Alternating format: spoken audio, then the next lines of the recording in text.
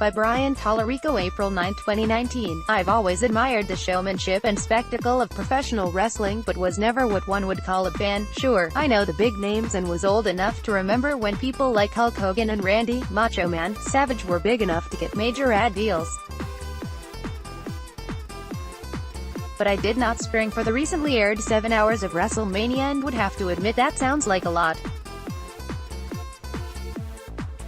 I'm not sure anything should be 7 hours. I mention all of this as background to my experience with Viceland's docu-series, Dark Side of the Ring.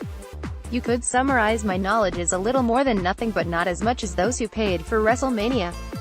And I thought Dark Side of the Ring was excellent advertisement. The producers of Dark Side of the Ring employ a few more docu-series tools than I usually like: shadowy figures in recreated footage, serious music on the score, and one could argue that they judiciously avoid the big question of why professional wrestling attracts so much violence, injustice, and even death.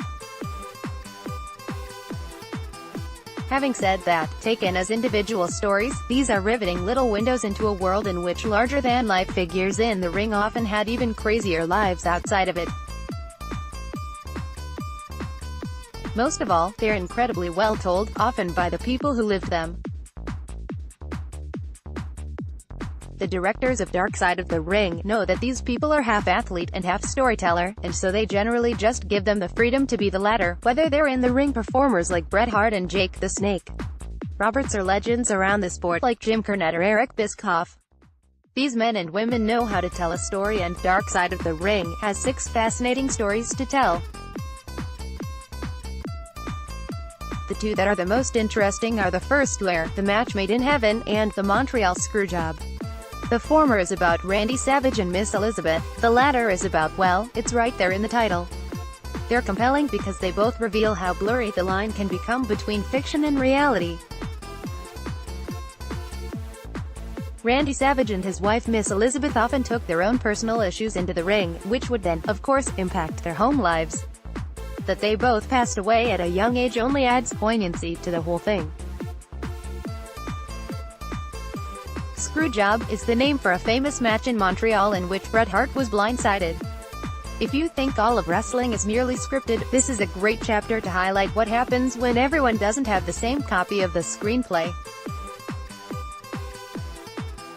And both of these chapters illustrate formative events in wrestling history: the popularity of Macho Man, how Miss Elizabeth's persona changed with the sport, and the way Vince McMahon arguably stepped on Bret Hart to climb the ladder.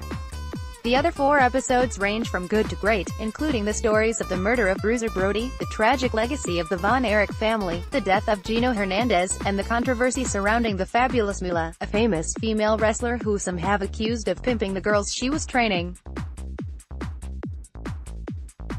Again, I sometimes wished there was some deeper probing as to why violence seems to thrive in the shadows of wrestling, but I was never anything less than entertained.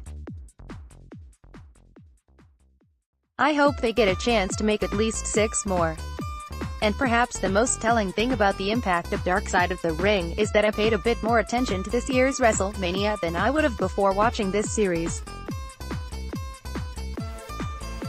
There's something engrossing about this world of exaggerated personalities and melodramatic storylines. It makes for great entertainment, and Dark Side of the Ring proves these complex, often harrowing stories don't always end when the bell rings. Entire season screened for review. Advertisement. Previous article. FX's Fosse. Verdon has a lot more on its mind than character study. This message came to me from a reader named Peter Svensland. He and FR.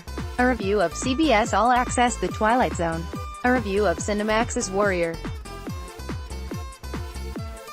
Look back at the creation of 10 Things I Hate About You, which celebrated its 20th anniversary on March 31st. Reveal comments powered by